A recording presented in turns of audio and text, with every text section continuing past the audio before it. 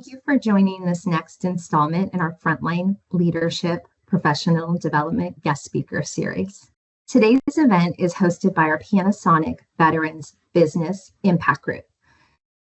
The mission of our organization is to bring our employees and Panasonic together across our many companies in North America through networking, mentorship, and community engagement, while still leveraging our own unique military-connected experiences and leadership skills to foster stronger collaboration.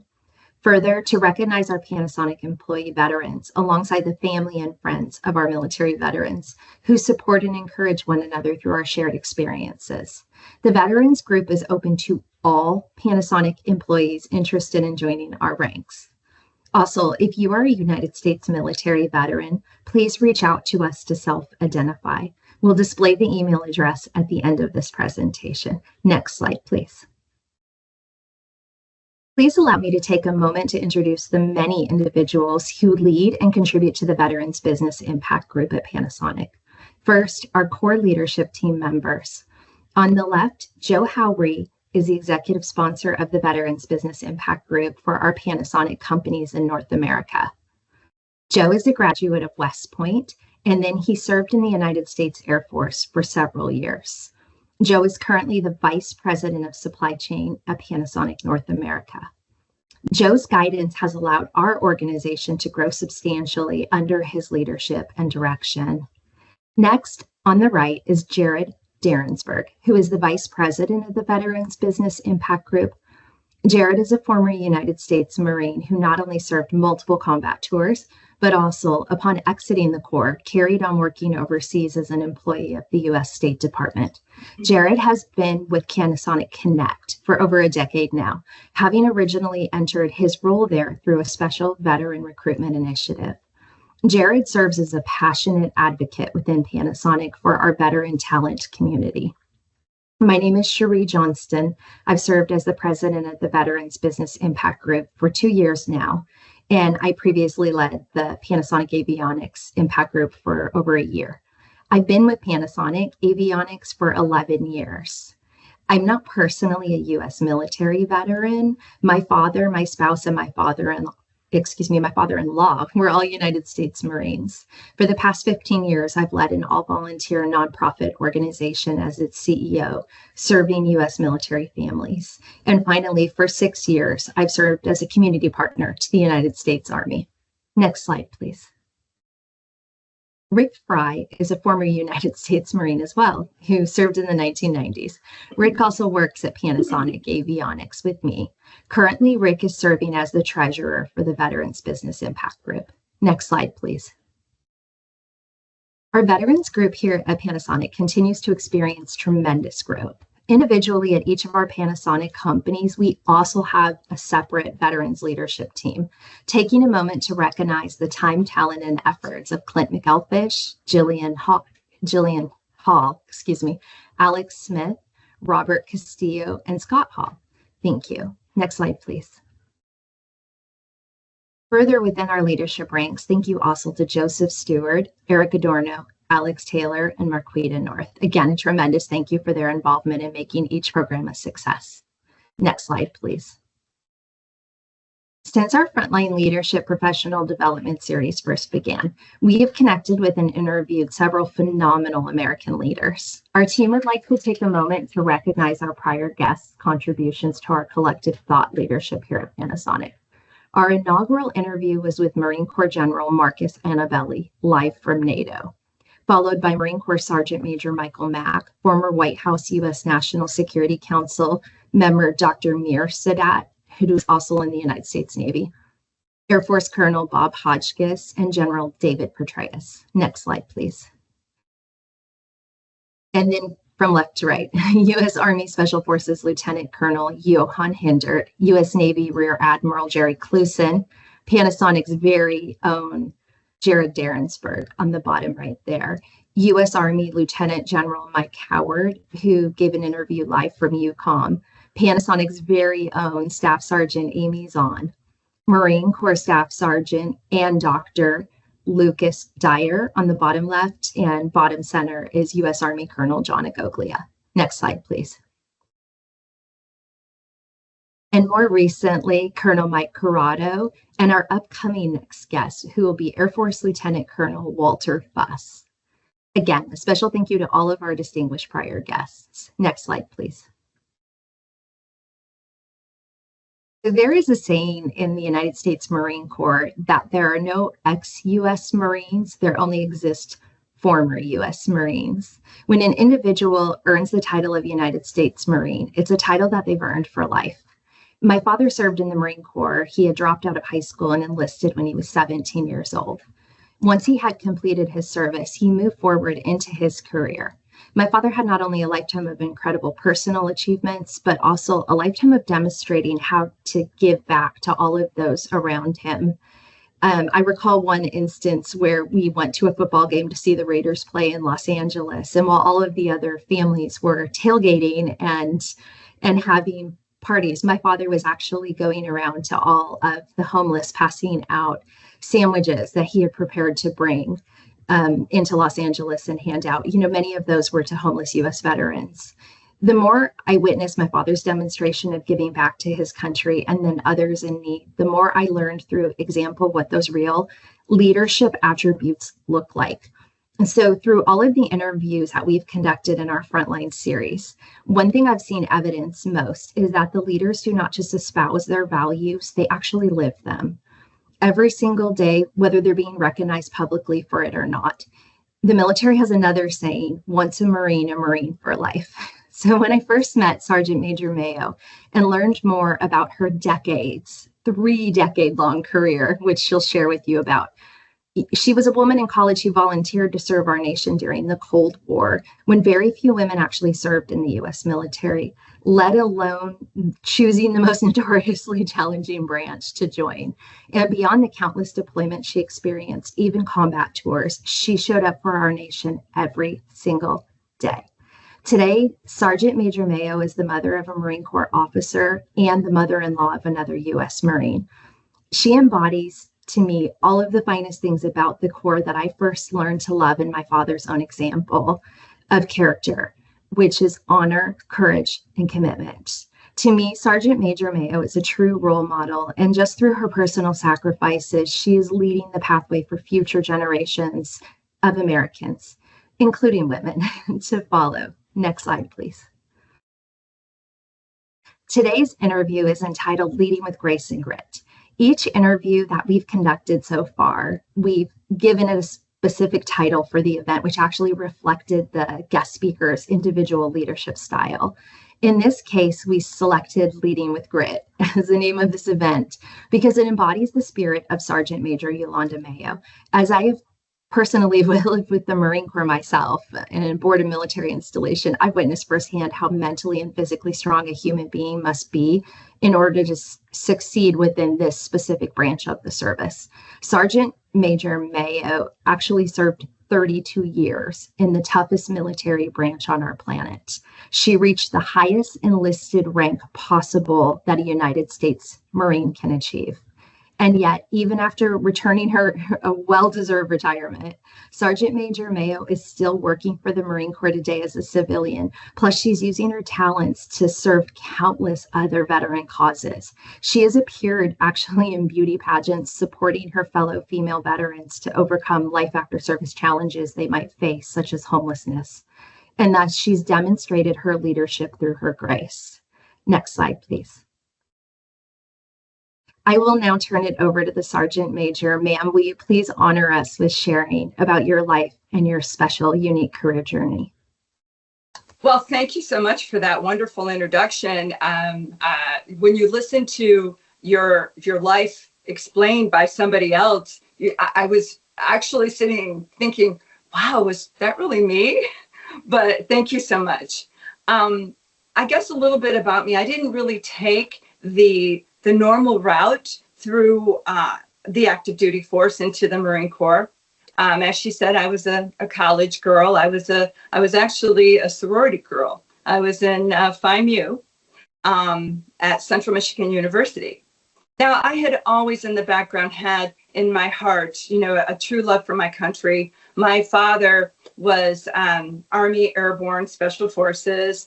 Everybody on my side of on my dad's side of the family has served. Many on my mom's side of the family had served. There was only one Marine, and it was my great uncle who was actually on Iwo Jima. And he never spoke about it. Never spoke about it. We just knew that he was a Marine and he was a tough old bird, but he never spoke about it. So when I was in college, my high school sweetheart, who had witnessed on television, of course, the bombing of Beirut, he told all of us after the bombing in Beirut in 1983 that he was going to join the Marine Corps. That was what he was going to do. That was his dream. I went to college because it kind of felt like that's what everybody was supposed to do. You graduate from high school, you go to college. I was studying theater, some broadcasting. I was in a sorority. I was doing all of the college things while he was off in boot camp. And I flew out to see his graduation, which I was so impressed with. I was impressed with the pomp, the circumstance, just the Marines, period. I mean, when you attend any ceremony that the Marine Corps does, it's amazing. I thought it was great.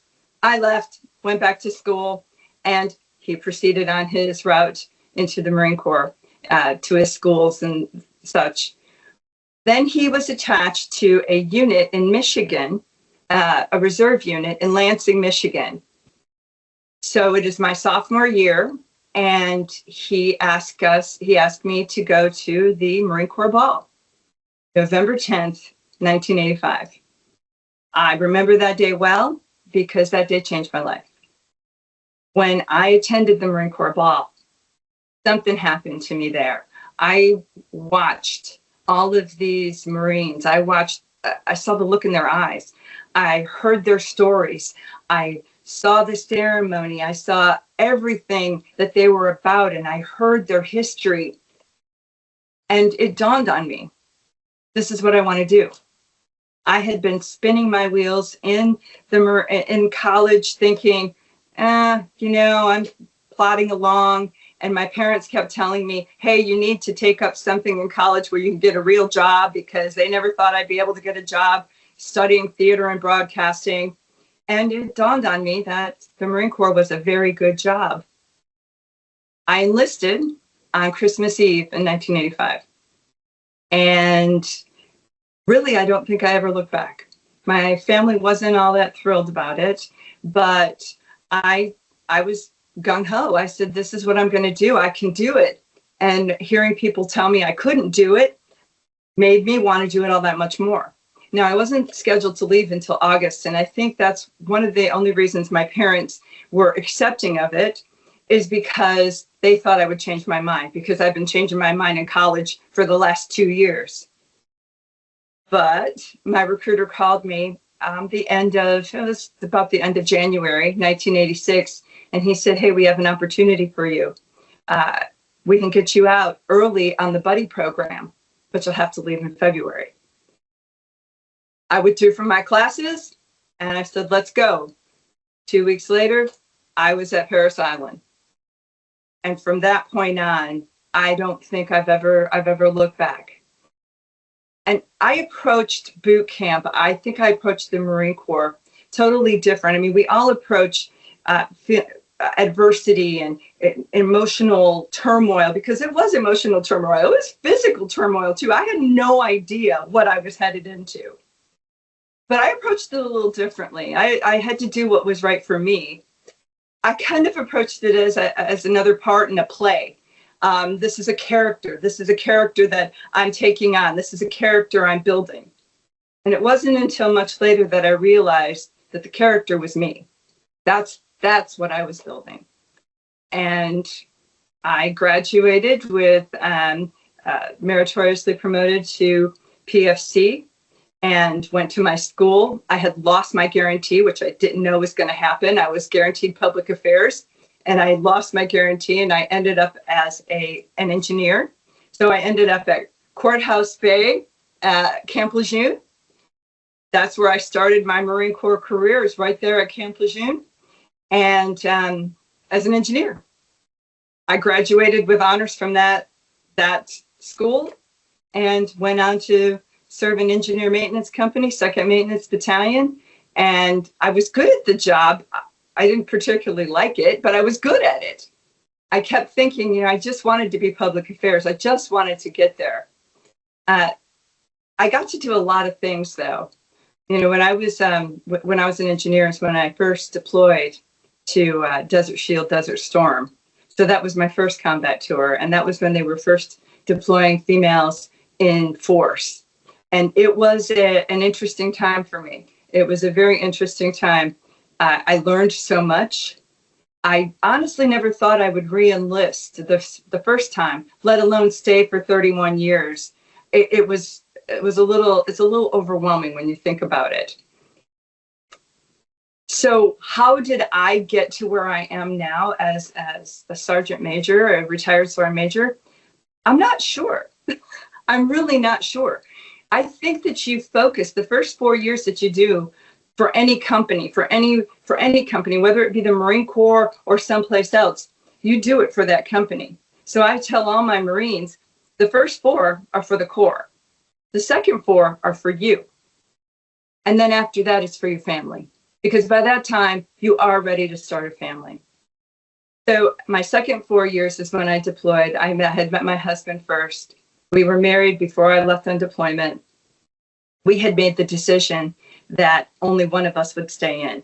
And he was at the brink of either he had to re-enlist or he had to get out. And I said, you get out, I'll stay in. So I stayed in, which was a little different at the time. Nowadays, it's common practice. But for us at the time, having an active duty wife and you are the family member, the male is the family member, was a little different. We didn't start our family until after I got back from Desert Shield, Desert Storm. And that's when we started our family. We had my son first, and then we had our daughter. We had our son first, and then our daughter right after him, 13 months after him. So it was 2 children right away. I'd already been on a combat tour, and I decided at that time that it was probably best for me to drop into the reserve. I thought that was the best thing for us. My husband agreed. I said, I'm going to still continue to serve, but I'm going to go into the reserve. So I dropped into the reserve and immediately went back on active duty with the reserve, which is where I picked up my public affairs MOS. I was finally, as a staff sergeant, after having served 8 years, I'm back to where I originally wanted to be. And I loved public affairs. I got to do broadcasting. I got to run around and do stories. And I was capturing things that the Marines were doing and telling their stories to their families, which I thought was a very important thing. And I still think it's very important that we tell the Marine Corps story. We tell it well. The Marines tell our story well. That's one of the things that we do very well. We shout it from the rooftops that we're Marines. We let everybody know that we're Marines. And I loved what I was doing. And of course, I was recalled to active duty and then served in OIF twice. It's interesting because I just watched one of your leadership series with Colonel Corrado. So when I had dropped into the reserve, and before I went back on to active duty with the reserve, because when you're a reserve, you can go back and forth on active duty, take this set of orders and go here, take that set of orders and go there. I actually worked for a radio station, and it was a huge radio station, 96.3 and 103.7. And that's where I met Colonel Corrado. He was in a band, the Mike Corrado Band. And that band, we were highlighting, and we were sponsoring them. So that's how I first met Mike Corrado. And you fast forward, and he became my CO.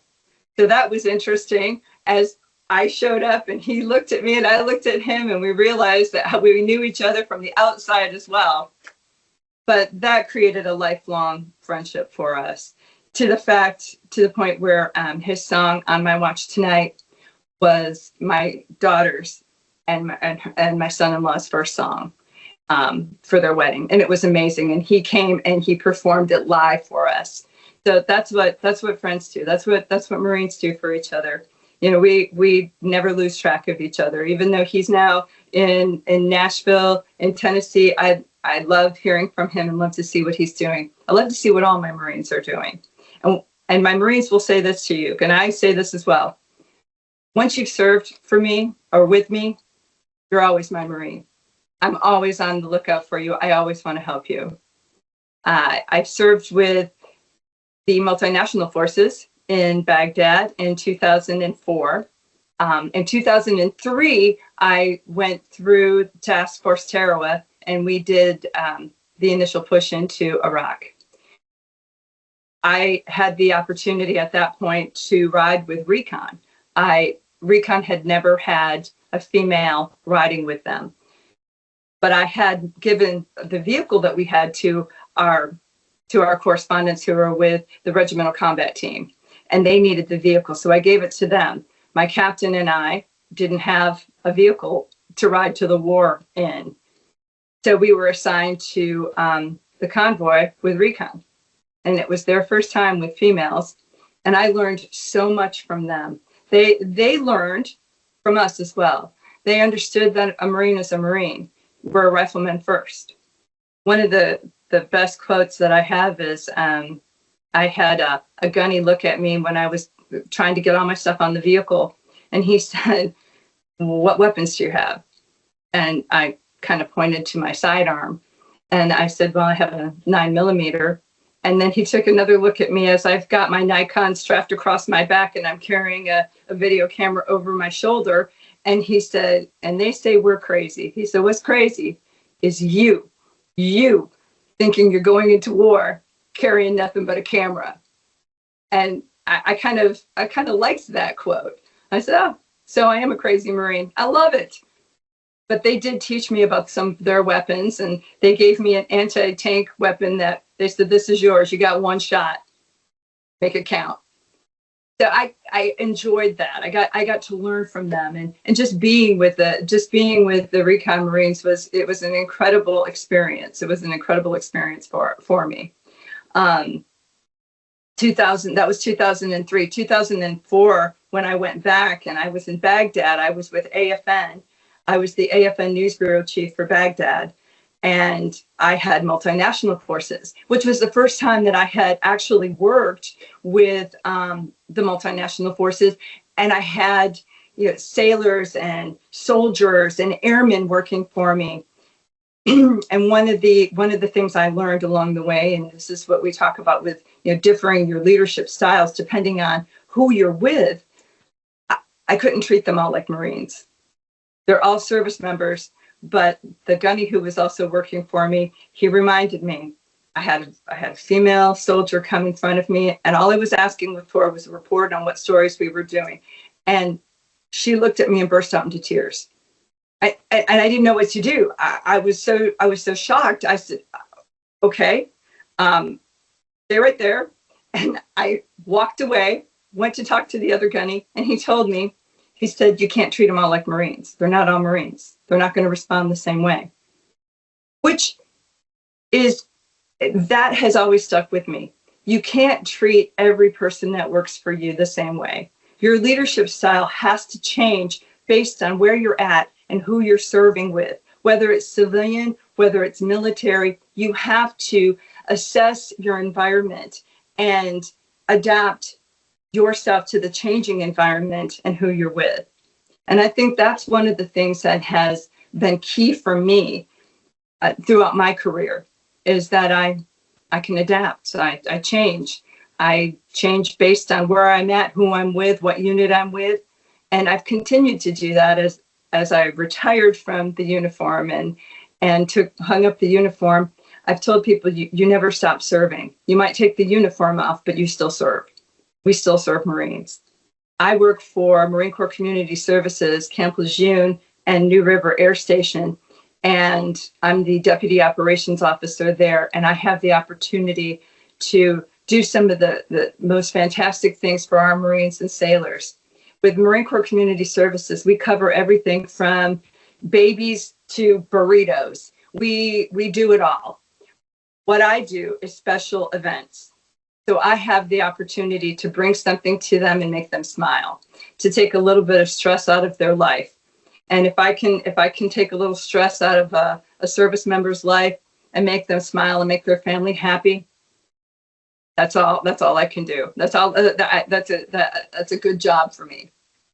as far as my son and my son-in-law and my son actually went through OCS and TBS together, and we're all in the family.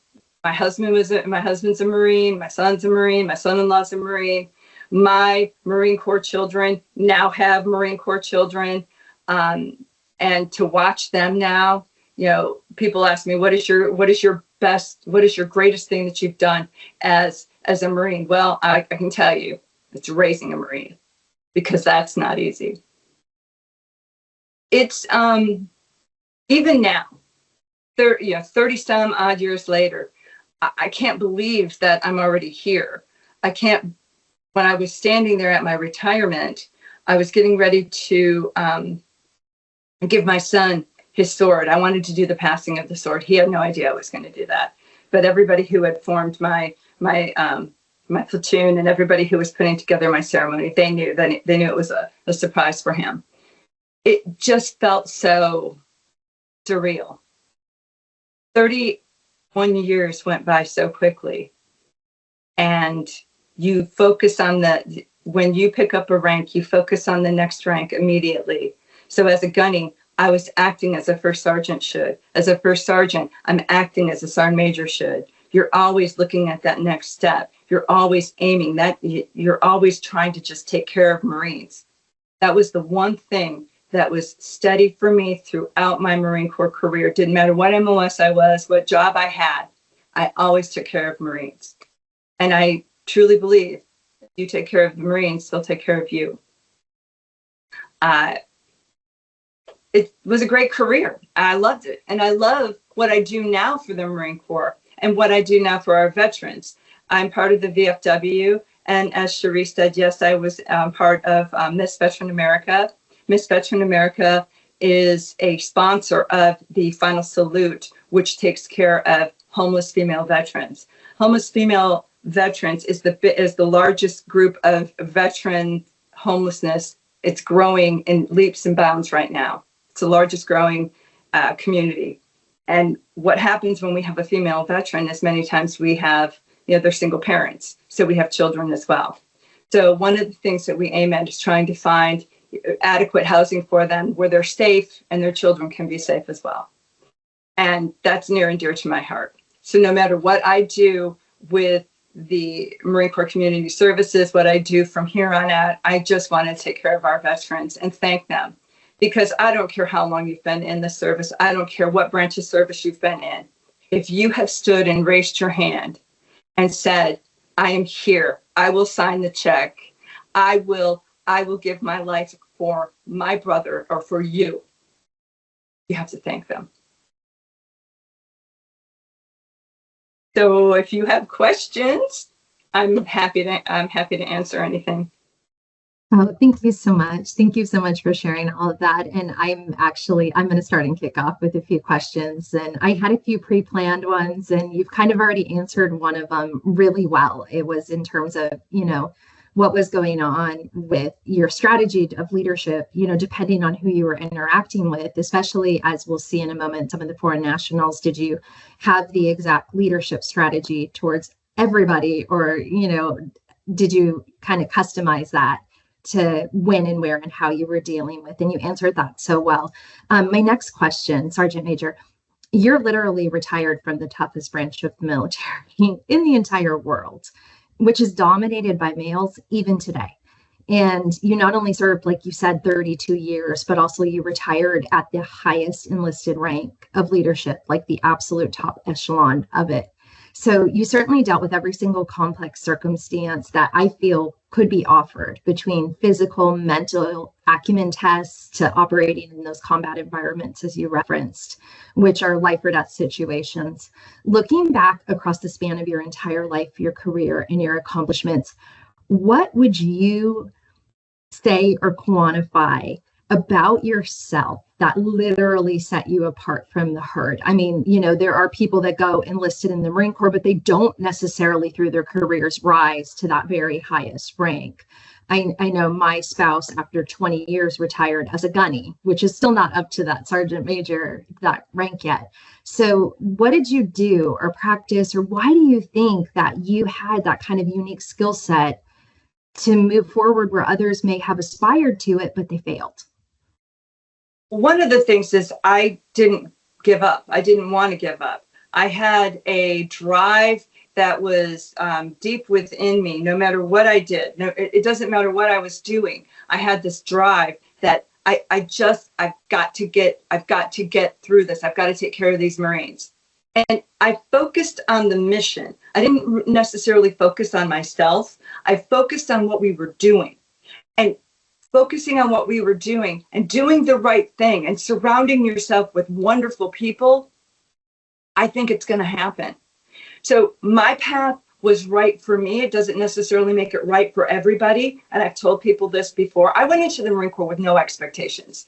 I didn't know what to expect. I hadn't been raised in a military family. I mean, my father was military before I was born. So I had no expectations. And I think because I didn't have any expectations, everything that came to me, everything that I did, I appreciated. I appreciated where I was. I appreciated who was around me and the opportunities that I was being given. And I think one of the factors of appreciating the opportunities is capitalizing on them. So if you have the opportunity, if they say, hey, we have this opportunity and you can go to Norway, do you want to go? Take it. Yes, because it's a new experience you can put in your toolkit.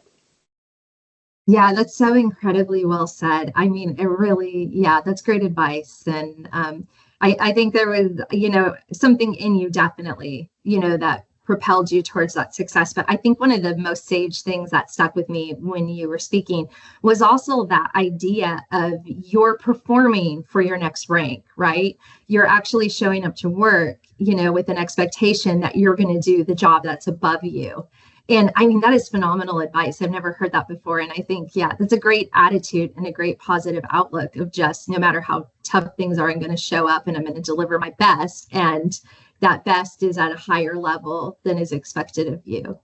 That's really great advice. One of the other things you touched on too with the female, one of my near and dearest friends, she's a retired female staff sergeant Marine. And you touched on it. When I first, as a nonprofit CEO, was invited into her command to help, do some of the fun stuff with the families, like the toys and, Easter baskets and all that good stuff. One of the things I noticed immediately working with her as a family readiness officer, in addition to her full-time job, because the Marine Corps sometimes balances roles that way, unlike some of the other branches. And so as I got to know her, I realized as a single mom, she was expected to come in early before normal hours, exercise, do a full day, and have living alone in California to get these two children.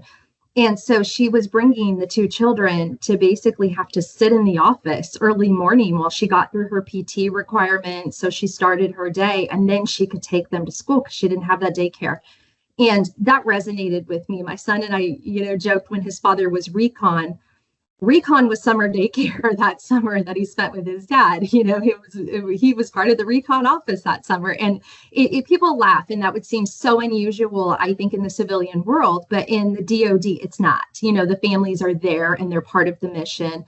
But my point to it was one of the ways we were able to step in and help her was, okay, we can't change this. We can't change your work situation, but we can go out and buy you some cots that you can put by the beds with some blankies, that are right by her desk. So in the morning, the children could go right in and go right back to sleep and get a little bit of extra shut eye before they were expected to go. This is a little minute thing that people would never imagine, that as a United States Marine, even if you're a female, even if you're a single mom, you show up, you have to perform, right? I really think that it is difficult. Yes. The single parents, whether it's a single female or a single male as a single parent, it's difficult because there's an expectation of you as a Marine. You will show up on time. You will do your PT. You will stand duty, and the duty is 24 hours. You will be at work on time. There's your family. Yes, we're about families, but you're supposed to have a family care plan. They're supposed to be taken care of. My husband was so good with our kids. Had I not had my husband, there was no way that I could have rose to the rank of sergeant major. He had kept the home fires burning 3 different times when I left off for on combat tours, and not just those. Whenever I'd go TAD, he was taking care of the kids, taking care of the house. And when I was home and running around, we're trying to bounce back and forth. So whether I was, okay, I am, going on this remote with the radio station, I've got the kids in the back of the van with me. That's how my daughter first heard my Corrado and his music, because I was promoting his band, the kids were with me. So when I went into the studio, when I'm back in uniform, I'm in the studio doing shows or putting together packages for broadcasting. My kids were with me. My kids were with me there. I don't know how many times I had to take my kids with me, but they learned, okay, mommy's got to work. You have to do this. I shouldn't have been surprised that my son became a Marine, even though I was very surprised. Because I heard him one time. We were doing something with young Marines, and I was doing a story for them for one of our packages for broadcasting, and I heard one of the kids ask my son, "Hey, would you like to be a young Marine?" And my son looked at him and said, "I've been in the Marine Corps my whole life." He was 12. And I started laughing. I said, "Oh, knock it off. You're not in the Marine Corps." I really didn't think that he would have joined the Marine Corps. So it was kind of a surprise to us when he did. But I shouldn't be surprised, because it's their way of life. It's like the family business. Yeah. And I think it was a lifetime of him watching that it's a million little sacrifices you make, for that. It's like you said, and sometimes maybe the American public truly does not understand. It's not just 10 to 12 hour work days, but it's like a 24-hour duty here or there, 2 weeks in the field training and you're back again. And so it's a million of those things that you not only juggled, we all do, right? You all juggle family and things like that, career and having that life work balance, but you not only did it successfully, you did it at the hardest level. So, I mean, nothing but kudos and praise for that. And I do want to comment about our reserve service members. I think sometimes the public, and as well as our active duty service force, sometimes they don't understand how hard it is for a reserve. Because a reserve service member, they have their own career. They have a career, or they're going to school full time. They're moms, they're dads, and they have to do everything that active duty service member has to do. So they have to take the PFT, take the CFT. They have to go to the rifle range, go to the pistol range. They have to stay in shape. They have to be ready to deploy at a moment's notice. So when people say, "Oh, well, they were in the reserve," I said, "Well, you have no clue what that means. You have to understand. My reserve Marines, I literally had rocket scientists who were also corporals in the Marine Corps." Survey. Wow. So you have to look at them. And when I say that we change our leadership styles based on who we're with, yes, he's a corporal, but he's a rocket scientist. He literally is, he's got the big brain. So I have to utilize him to the best for the command, regardless if that's really his job. So getting to know your people and who they are and what they can do, sometimes that can propel them forward, and it will keep them. It's great for retention, no matter whether it's a civilian or military. It's great for retention when they know their leaders care about them. Yeah, that is really, I think, really the difference sometimes. If somebody will stay, go, or propel to the next level, is feeling like a mentor is going to invest in them, right? And pay that. And that was one of the first things when you and I spoke that I just instantly grabbed on, was like you shared, get to know your people, be there. be that resource, be the person that they can come to, if they're having a challenge, and share it openly and transparently, and help them solve it, work with it. So that was great. Now, I am just dying to also share these photographs. You have given such amazing photographs to us here at Panasonic, and we're so honored to see them. If you don't mind, I want to just take a few minutes before we do any open Q&A to just kind of walk through these. So absolutely love the photograph on the left, and it looks like you're still at boot camp, but I'm going to stop talking and let you share all of this. That's interesting, because that is my very first boot camp. That's my very first photo as a Marine. I had just graduated. Yes, we're on the grinder there at Parris Island. And I was one of the, and of course we didn't know this when we're going through boot camp. I was, they hadn't been 13 weeks. They hadn't had the extended amount of time for very long. My platoon was actually the very first platoon to go through the confidence course. Again, didn't know that until we were there, and there were all kinds of cameras and there were all kinds of people watching us. And I just thought, oh, wow, everybody comes out to watch the Marines go through the confidence course. No, they wanted to come and watch the very first females to go through the confidence course. And what's interesting is that Marine who's in the background on the over my shoulder, she was the very first female Marine to fall off the slide for life. That's Private Frankie, and I will never forget her as she sang the Marines hymn going down into the water. But for some reason at our graduation, they had all of these reporters, and they wanted to interview personnel, and I was pulled right out of the ranks. Here, interview her, and that started my life in front of the camera. Oh, nice. I love it. That is so great. And on the right, I have actually been trying to figure out, since I saw this photo, it looks to me like you may be in Alaska, but then you mentioned Norway when you were speaking earlier. So where are you exactly here? It's Norway. It's on ship. We were going through the Arctic Circle. So that was in, I can't remember what year that was, but we were headed up to Battle Griffin. And anybody who's been who's been over the Arctic Circle or through the Arctic Circle, you know that we earned our blue noses, and that's a whole secret ceremony. But that was us in the Arctic Circle, and yes, it's very cold. Yeah. That is a Gore-Tex, correct? That you're wearing. Yes. Okay, I remember that. But I do have the old camis on in there.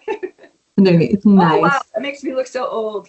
No, it's a great photo. And actually, you look really young. It's a great photo. Absolutely iconic. And, just thinking back of like where I was in the 80s versus where you were, this is incredible.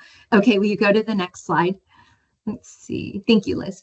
And these, again, oh my gosh, where are you in each of these? Okay, this, the one on the top up here, that's actually Babylon. I had been flown into Babylon in 2004. We were actually flown into the Polish camp to do a press conference with the ICDC, which is the Iraqi Civil Defense. And the day we were flown in, that morning, they had an attack and they blew up his home. It was horrible. We had gone out to assist in pulling everything and pulling people out of that. But that was in Babylon. And the bottom one was in Baghdad. That was right after we had an attack at one of our gates in the green zone.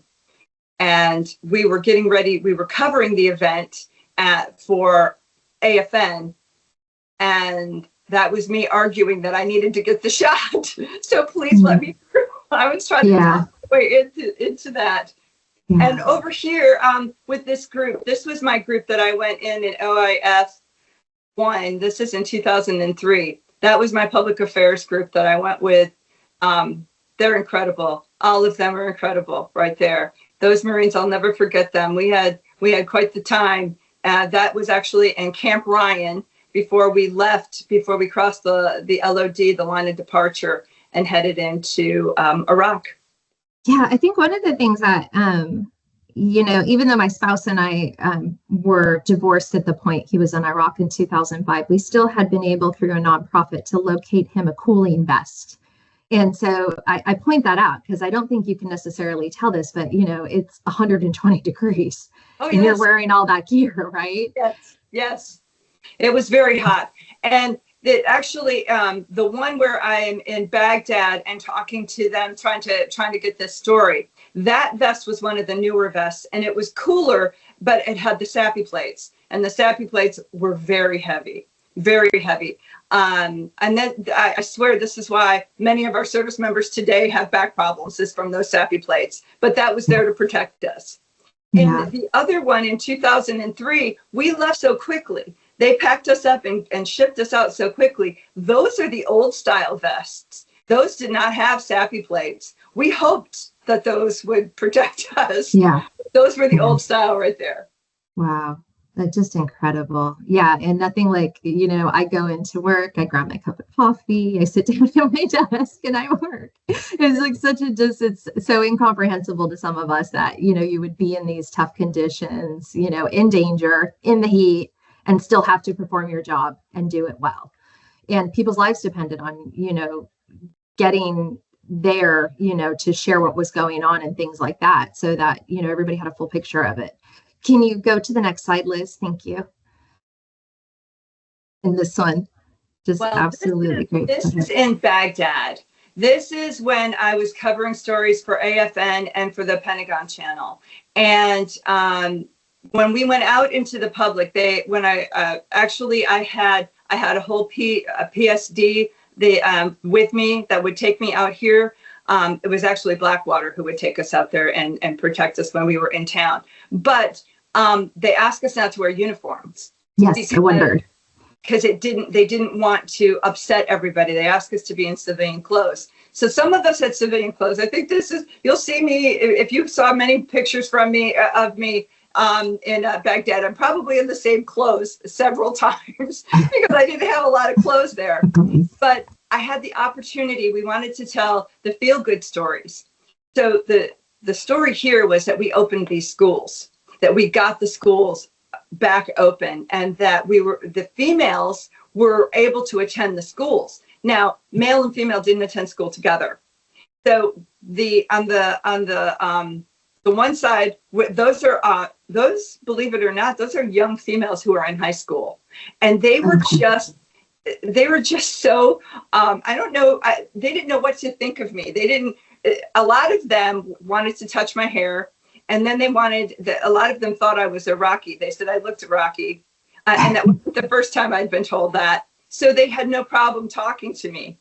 They talked to me all the time about anything.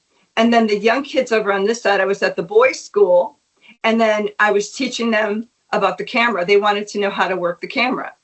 I have video from this trip that I took out there, and I sent it back to my son, and they said, "Hi, Tony Mayo, we're with your mom, and we want you to come and visit us." And it was so sweet. It was so sweet. I sent it back home to my son, but I said, "You're not allowed to come here and visit." But but it was nice to capture that. Incredible. Yeah, absolutely incredible. Okay, Liz, next slide. Wow, these are two different things. So this is on the one side is the ticker tape parade. And you can barely see me because it's first vehicle that has Evander Holyfield and a soldier in it. And the second vehicle back there, that is me with Willard Scott.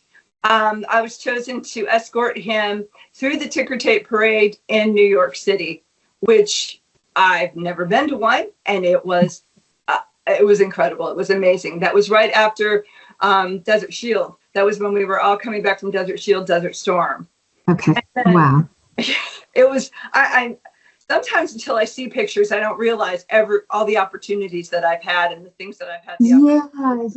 And also just such a special moment that is in our nation's history. I know we're still 50 years, and I won't go adrift, but 50, 70 years later, trying to thank veterans from prior generations who didn't get this opportunity like they should have to have that welcome home. Exactly. Yeah, that's really special. And on the handsome gentleman on the right, who's that? That's Dan Rather. That's Okay. Dan Rather, and he was there covering. That was when all of the things were going on at Abu Ghraib, and we had the detention center open, and they were going down to Abu Ghraib. But I worked in the Iraqi Civil Center, and with the multinational forces in what we called the Coalition Press Information Center. So we escorted a lot of the media, and he had come in, and he was actually coming into the building, and he asked me, he said, "Can I take a picture with you?" I said, "Yes, that would be so cool." Yeah, no, I was just teasing you on his name. I absolutely iconic figure, growing up and watching the news. Next slide, Liz. That is a great photo. And this one, and another very handsome Marine there. Who is this young gentleman? Yes. So this is on the one side is my son's very first salute. We had just pinned him to second lieutenant after his graduation from officer candidate school in Quantico. I was his first salute, and the honor, the whole capturing of that moment, that was something. See, this is what gets me choked up. Yeah, no, of course. Yeah, no. But on the other side is another moment where I'm actually literally passing the sword. And he had no idea I was going to do this. The first sergeant and the sergeant major who had put my ceremony together, and the Marines, they all knew. They knew that I was going to present him with his Mameluke sword, that he had now earned it. It was time for him to pick up the ball and carry on, run down the field. Just incredible, just absolutely incredible. And just a throwback to our other interview recently with Staff Sergeant Amy Zahn from the Army, and she's a Panasonic employee, and her son as well joined the military. And so I think it's just such a testament. And I know statistically military children are more likely to serve our nation because they've seen this lifelong example of their parents doing it. And I mean, what an amazing role model for your kids. Next slide, please.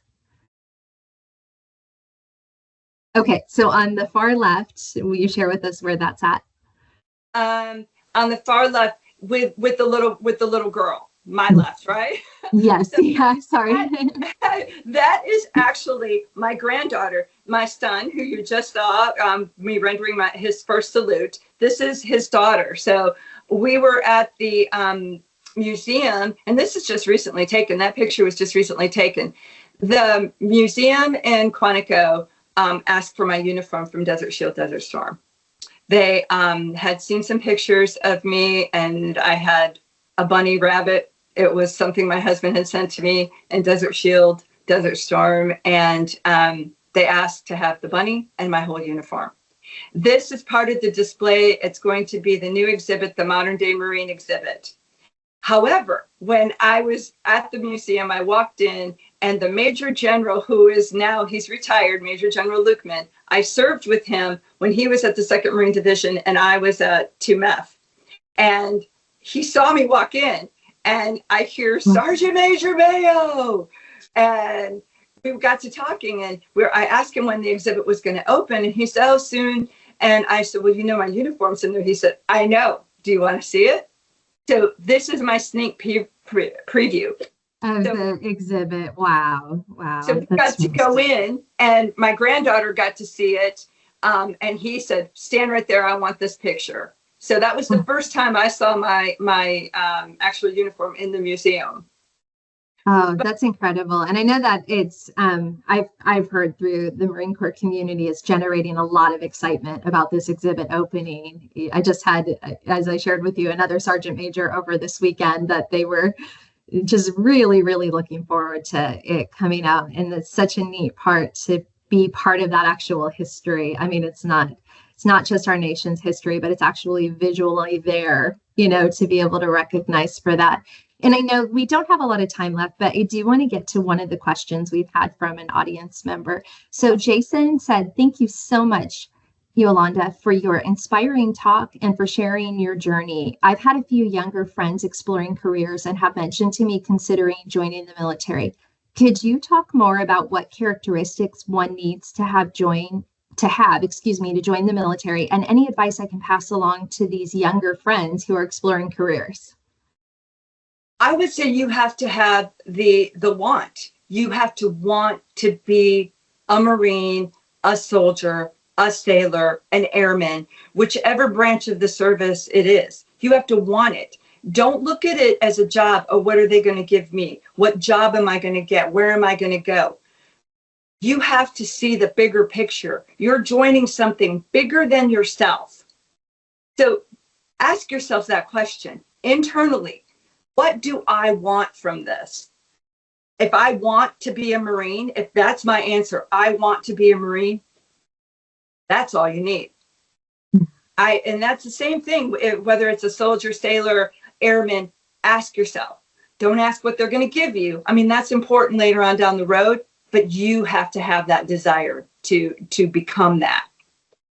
Part of it. Just incredible advice. And I know in closing, we just have another moment, but will you share any final closing thoughts with our veteran population that's listening in, or our Panasonic employees in general? So one of the things I always close my speeches with, whether I'm a guest of honor at a ball or I'm doing a graduation, or even as, you know, a civilian coming in and being doing a speech for somebody, my biggest thing that I tell everyone, never forget where you came from. It makes you who you are, but it also makes you empathetic to everyone else. So as a Marine, I never forgot what it was like to be a PFC. I never forgot what it was like to be the mom and have duty. I never forgot, and I still don't forget, what it feels like to be the sergeant trying to get up that hill. But it goes for your civilian population as well. Put yourself in their situation. You've probably been there. Never forget where you came from. You have to remember what it's like to be them and be there and relate to them. It'll help you throughout your whole career. Sergeant Major Mayo, it's just excellent advice. And truly, on behalf of everyone, I just want to say thank you, a tremendous thank you for spending the time with us, you know, leading up to this with our production team and our time with our employees and veterans today. I mean, it's just, you can't even put into words our gratitude for just your decades of service to our nation. And I just want to take a moment to say thank you and salute you once more for a job well done. Thank you for having me. Good luck. Thank you so much. Thank you. Thank you. Next slide, please. And as we take a quick moment before we close, I just want to re-raise this once more. If you're a U.S. military veteran, please self-identify. Please reach out to us. You can email the address on the screen and join our ranks and be part of our veteran community. And again, you do not need to be a United States military veteran to participate and to support. And, you know, all people within the company are welcome to join. Next slide, please. And then I absolutely love to have this photograph with the military working dog. It's such a great photo, but also at the same time, if you don't need the Veterans Crisis Line, I did recently give this to a family member that had served. So please keep it handy, share it with a buddy, share it, you know, on your social media accounts, wherever you can get this number out there, dial 988 and press 1. Next slide, please. And I just want to say thank you again. Thank you to the Sergeant Major. Thank you for everybody joining us today. This was just a phenomenal opportunity to set aside and learn and professional development, and really appreciate your participation. Bye, everybody. Take care. Have a great week.